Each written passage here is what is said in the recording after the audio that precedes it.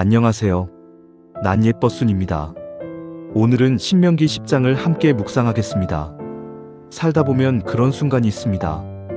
내가 분명히 잘못했다는 걸 아는 순간, 돌이키고 싶지만 이미 너무 멀리 와버린 것 같은 순간, 하나님 앞에 다시 나아가고 싶지만 마음 한편으로는 이제는 너무 늦은 것 아닐까? 이 정도면 하나님도 실망하셨을 텐데 하는 생각이 드는 순간이 있습니다. 신명기 10장은 바로 그런 자리에 있는 사람에게 아주 깊고도 따뜻한 말씀을 건네는 장입니다. 이 장은 단순히 율법을 다시 정리하는 내용이 아닙니다.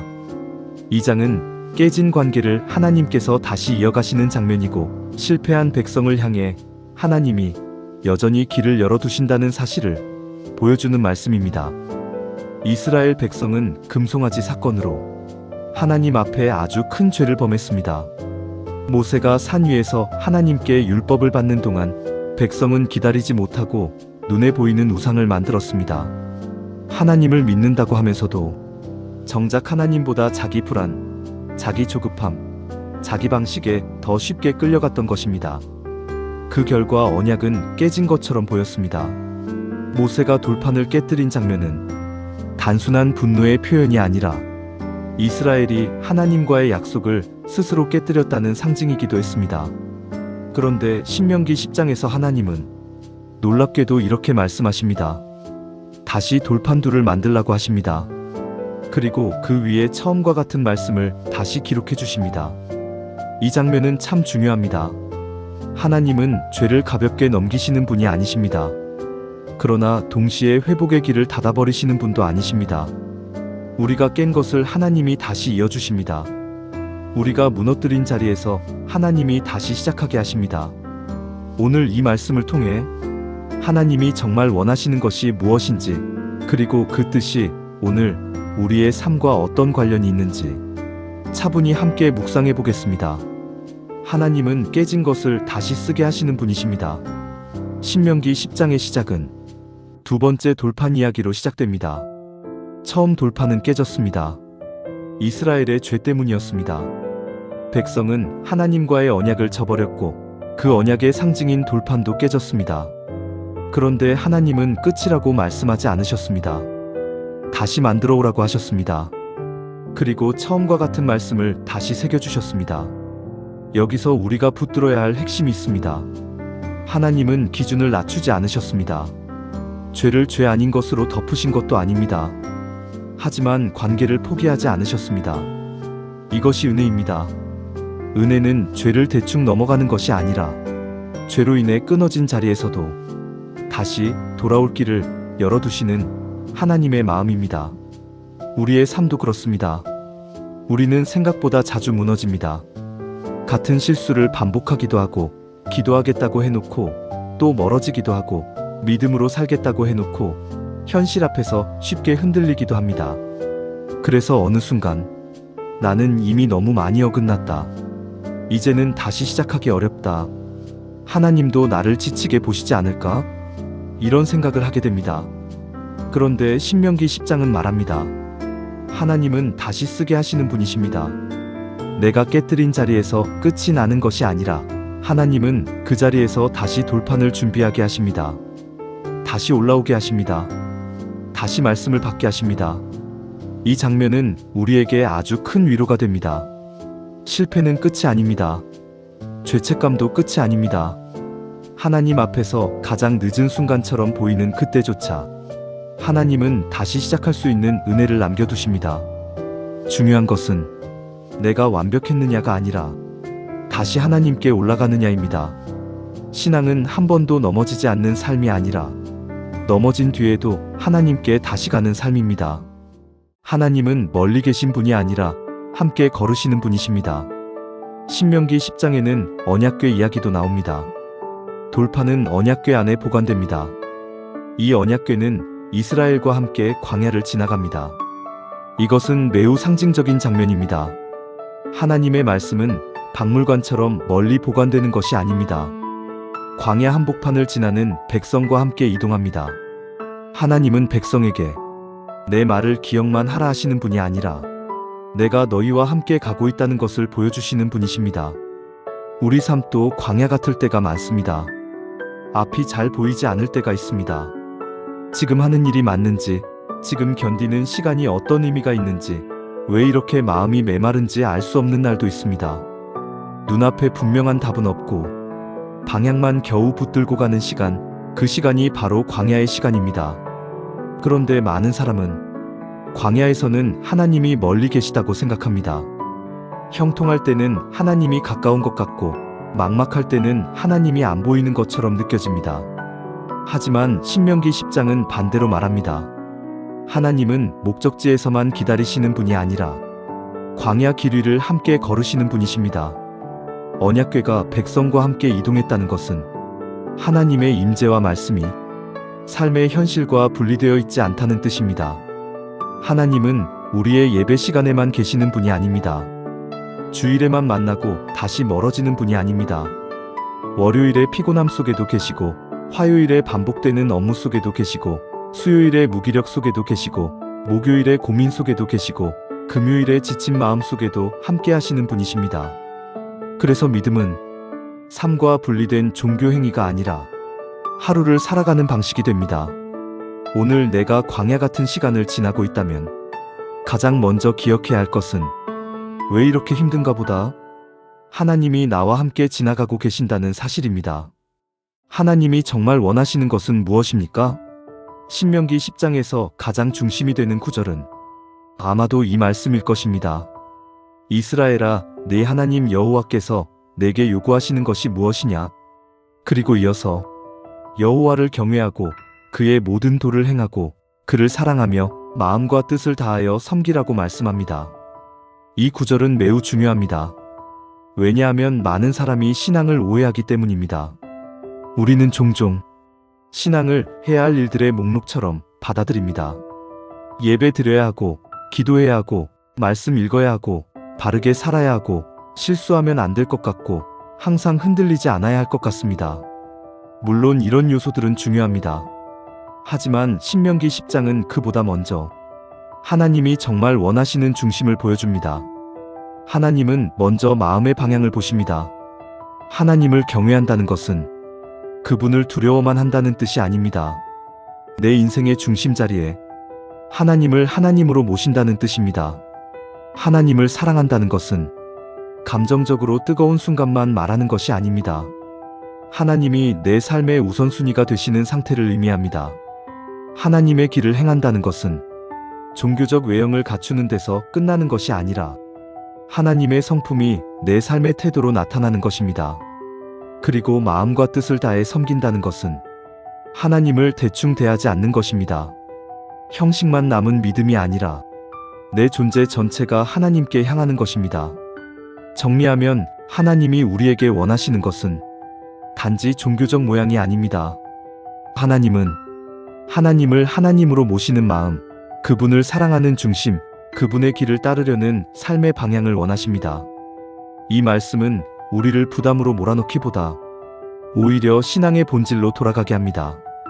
더 많이 해야 한다보다 내 마음은 지금 어디를 향하고 있는가를 묻게 합니다. 크신 하나님은 동시에 연약한 자를 돌보시는 하나님이십니다.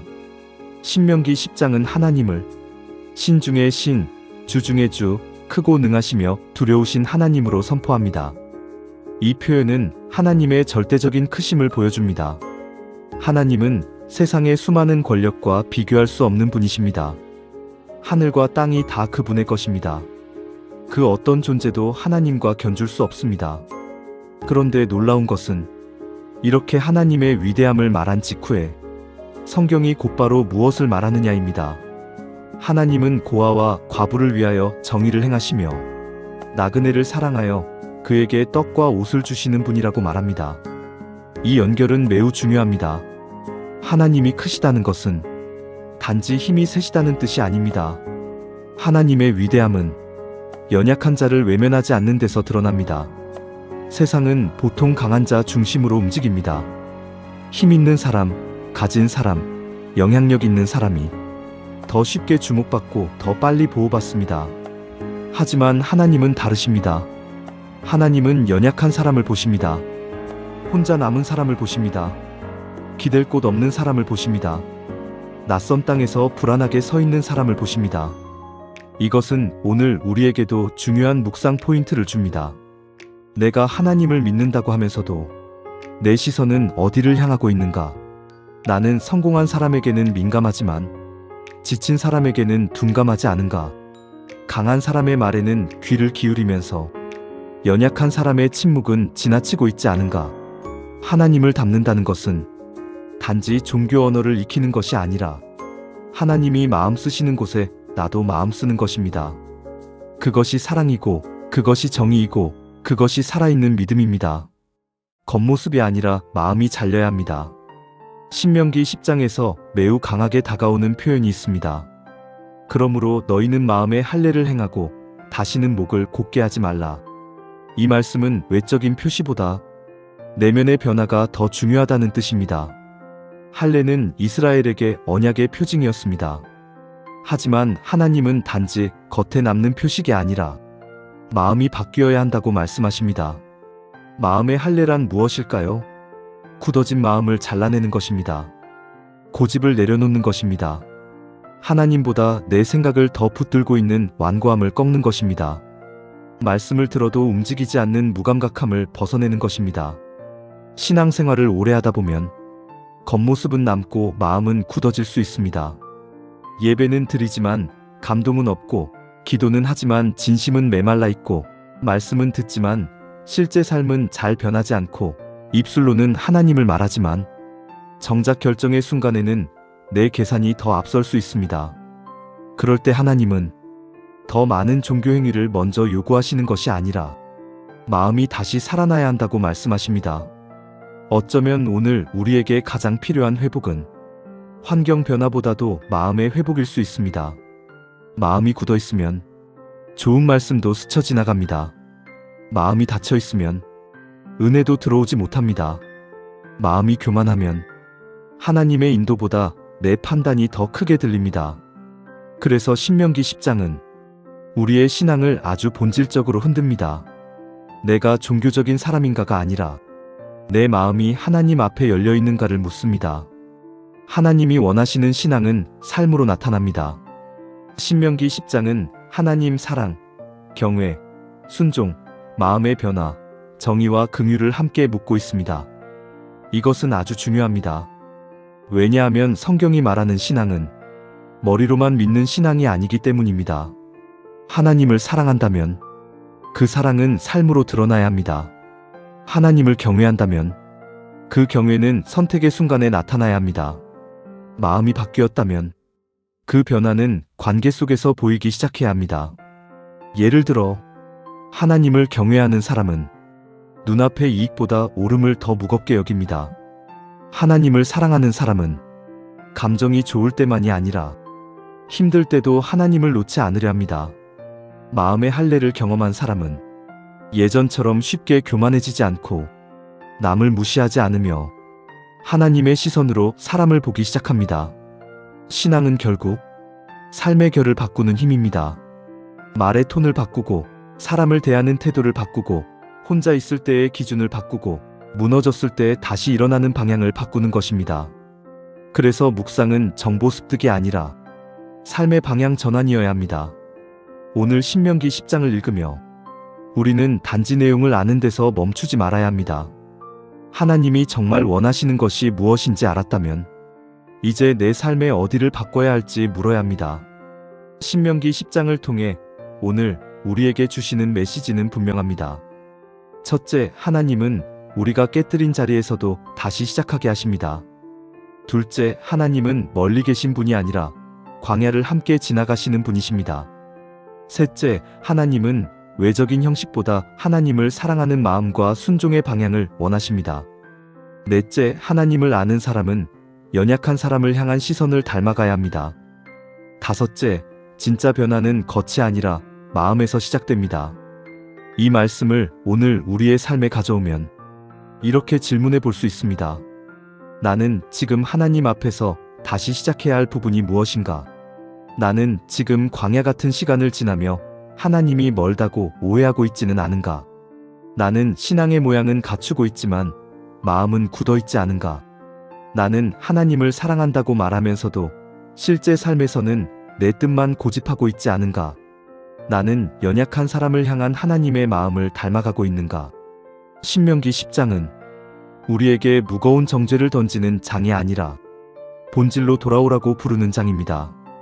하나님은 오늘도 말씀하십니다. 내게로 돌아오라.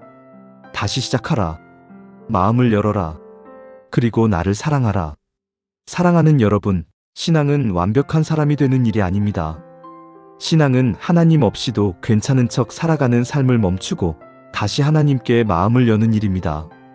혹시 오늘 마음이 굳어져 있는 분이 있다면, 기도가 잘 안 되는 분이 있다면, 하나님께 죄송한 마음은 있는데 어떻게 다시 나아가야 할지 모르겠는 분이 있다면 신명기 10장의 말씀을 꼭 붙드시기 바랍니다. 하나님은 깨진 돌판 이후에도 다시 말씀하시는 분이십니다. 하나님은 광야에서도 떠나지 않으시는 분이십니다.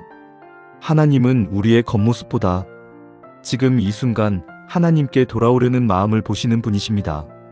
이 시간 하나님께 우리의 굳어진 마음을 내어드리고 다시 하나님을 사랑하는 마음을 회복하게 해달라고 함께 기도하겠습니다. 하나님 아버지, 오늘 신명기 10장의 말씀을 통해 우리에게 정말 중요한 것이 무엇인지 다시 보게 하시니 감사합니다. 주님, 우리는 자주 무너집니다. 말씀을 알면서도 흔들리고 하나님을 믿는다고 하면서도 눈에 보이는 현실과 두려움 앞에서 쉽게 조급해집니다. 그러나 그런 우리를 버리지 않으시고 다시 부르시며 다시 말씀하시며 다시 시작할 수 있도록 길을 열어주시는 은혜에 감사드립니다. 하나님, 우리의 마음을 새롭게 해주십시오. 겉모습만 남은 신앙이 아니라 진심으로 하나님을 경외하고 진심으로 하나님을 사랑하는 마음을 주옵소서. 굳어진 마음을 부드럽게 하시고 교만한 마음을 낮추시고 무뎌진 영혼을 다시 깨워주옵소서. 우리의 삶이 말로만 하나님을 믿는 삶이 아니라 선택 속에서, 관계 속에서, 태도 속에서 하나님을 닮아가는 삶이 되게 하옵소서. 광야 같은 시간을 지나는 분들이 있다면 하나님이 멀리 계시지 않음을 알게 하시고, 실패와 후회 속에 있는 분들이 있다면 다시 시작하게 하시는 하나님의 은혜를 붙들게 하옵소서. 또한 우리도 하나님처럼 연약한 사람을 돌아보게 하시고 힘없는 사람의 아픔을 지나치지 않게 하시며 사랑과 정의를 삶으로 살아내게 하옵소서.